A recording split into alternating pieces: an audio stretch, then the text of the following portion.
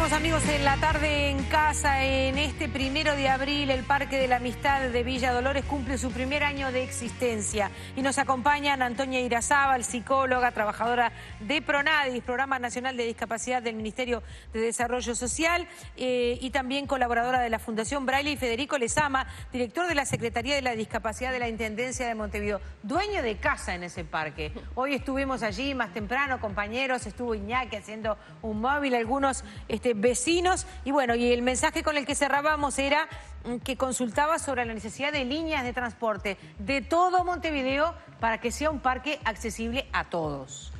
Sí.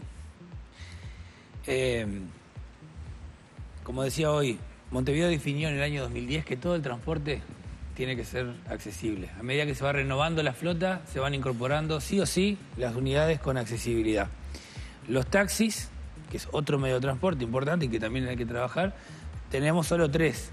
Y tenemos la expectativa de una reformulación de taxi que se incorporen muchas más unidades para tener oferta. ¿Son taxis a los que se puede subir con silla de ruedas? Con silla de ruedas. Bien.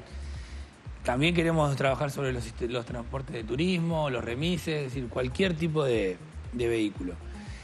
Y lo que dice la televidente es muy cierto. Si hay un espacio o múltiples espacios, tienen que haber líneas para poder llegar de toda la ciudad.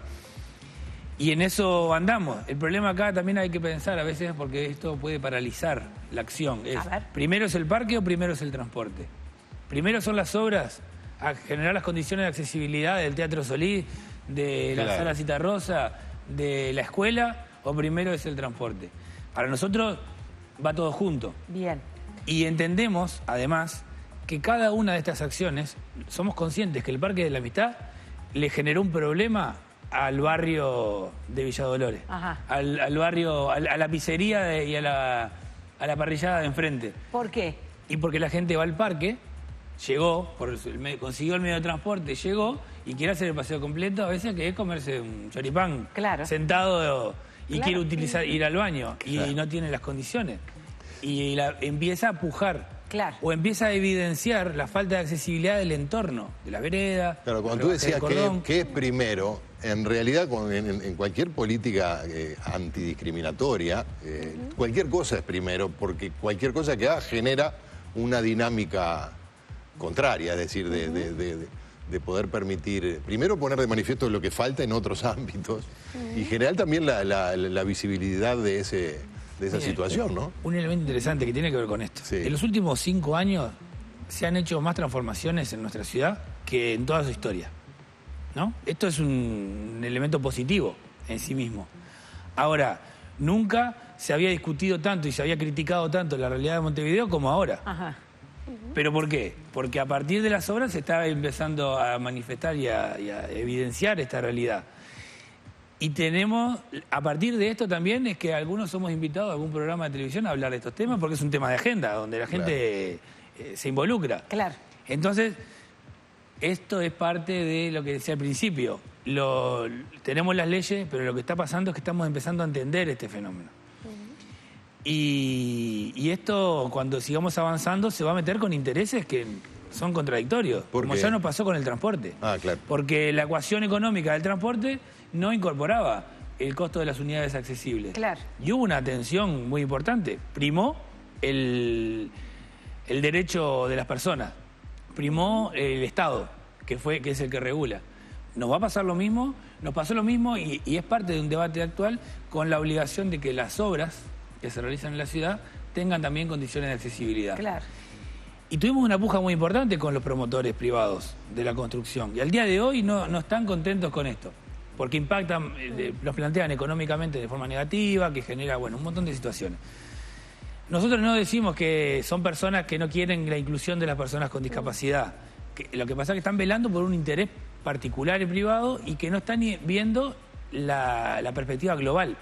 Y eventualmente la ganancia, ¿no? El interés por la ganancia está primando por sobre el interés del derecho de una minoría.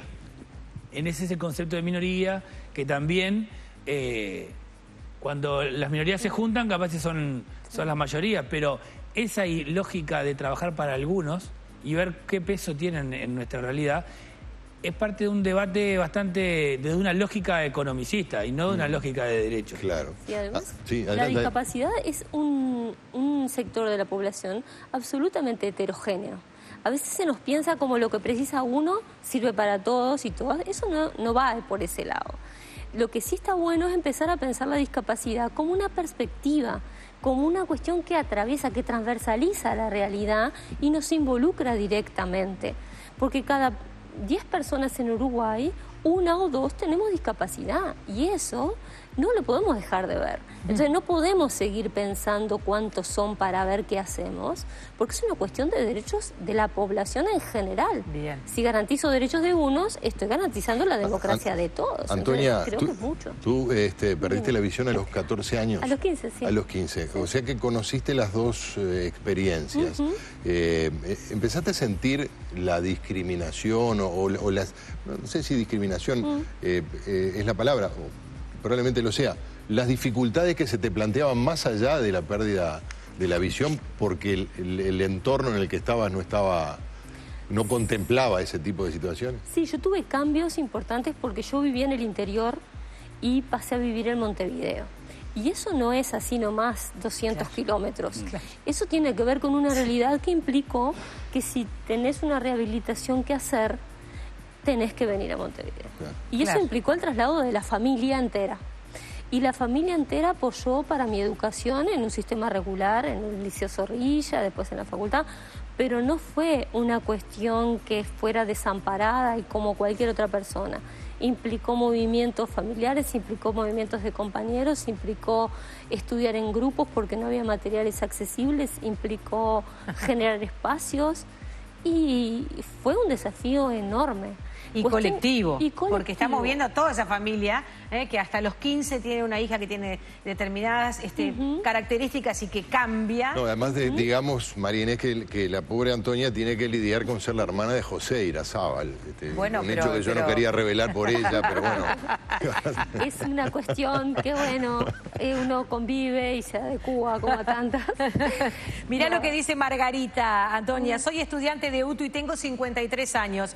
Comparto el aula con una chica de 18 con discapacidad y que usa silla de ruedas. Es un orgullo tenerla en el grupo y además me alegra que entre todos los compañeros se encargan de ayudarla a trasladarse dentro del propio centro de estudios. Margarita se hace presente con ese comentario. Rosana dice que para todos es muy difícil transitar por las veredas, con silla de ruedas o sin silla de ruedas. Y después a Fede... Hoy le han dicho Fede en todos lados. La investidura usted tiene que ver si la mantiene o la entrega ya. Le dice, arriba Fede, acordate de los discapacitados intelectuales o emocionales, o como se decía antes, los mentales. Hay que concientizar más por el tema del autismo y por todo aquel que no pueda vivir normal por barreras emocionales.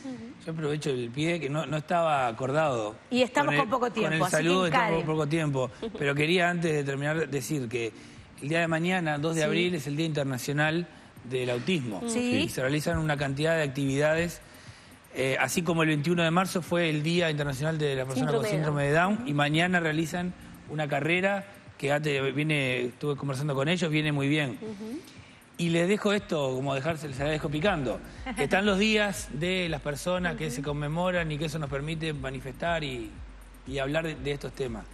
Ahora, creo que el cambio que tenemos que transitar, y esto se lo dejo a ustedes, como periodistas avesados que trabajan distintos temas, es que este tema también lo pongan en la agenda cuando se discuta la candidatura a la presidencia del Frente Amplio. Bien. Que sea una pregunta a los candidatos, ¿cómo va a trabajar la inclusión de las personas con discapacidad en la política? Frente Amplista.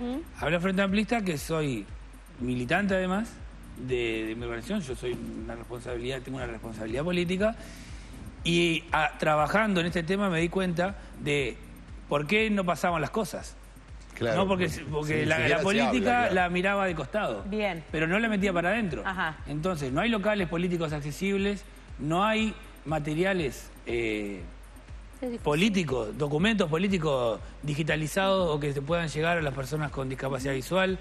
No hay una línea política. Sí, la política se ha destinado a organizar a los trabajadores, a organizar a los estudiantes, a los cooperativistas, también a las mujeres, a la diversidad sexual, pero con la discapacidad no se pueden meter. Bueno, y ese es uno de los principales elementos de por qué no han habido en la historia de este país y del mundo cambios significativos en las políticas públicas, porque quien define la política pública son los programas y los partidos, y quienes asumen responsabilidades políticas somos los militantes muchas veces que integramos los partidos políticos. Entonces, este es un tema bien difícil, bien tabú, es como que no se puede hacer política ni con los niños ni con la discapacidad. ¿No? Y se iguala, se infantiliza a las personas con discapacidad. Bien. Y váyase, Antonia, le puede dar varias vueltas a varios políticos de nuestro país. De cualquier manera, son 4 candidatos varones. Ese es otro tema.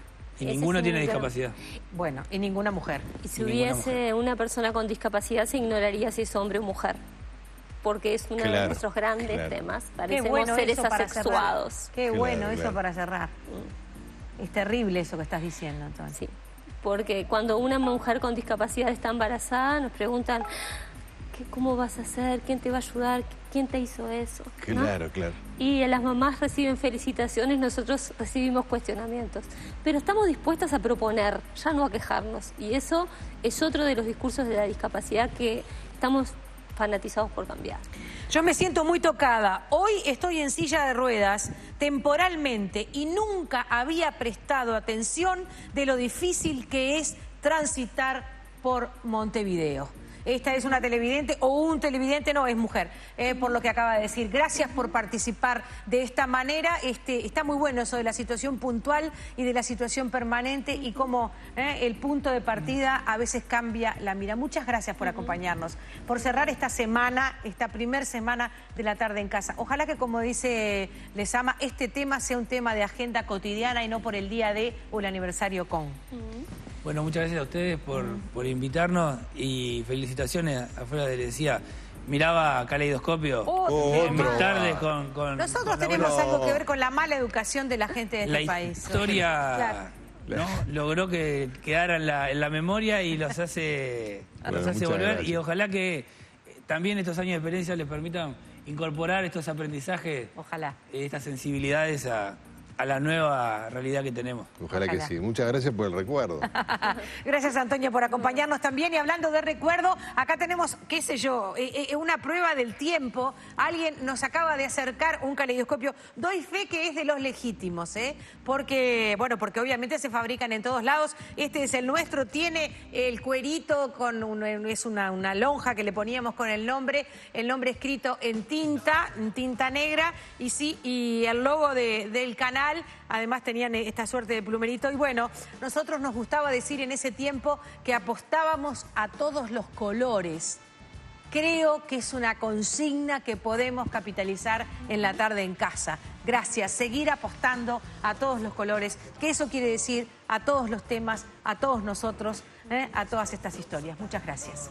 Gracias. Gracias. Y si nos vamos, Otelo, y sí, hasta ahora. El lunes sí, ¿no? El lunes ¿Hasta el lunes llega? ¿Cómo? Volvemos entonces. Muchas gracias. Que tengan un muy buen fin de semana. Y no duden de mañana participar de esa convocatoria y de ese azul con el que se va a iluminar el Palacio Legislativo a la hora de poner la señal de todos y sensibilizarnos en torno al autismo. Las letras de Montevideo también. ¿Y las letras de Montevideo también? Buenas tardes. Allí en la Rambla. Bien, perfecto. Eso está decidido. Está decidido, ya están ahí.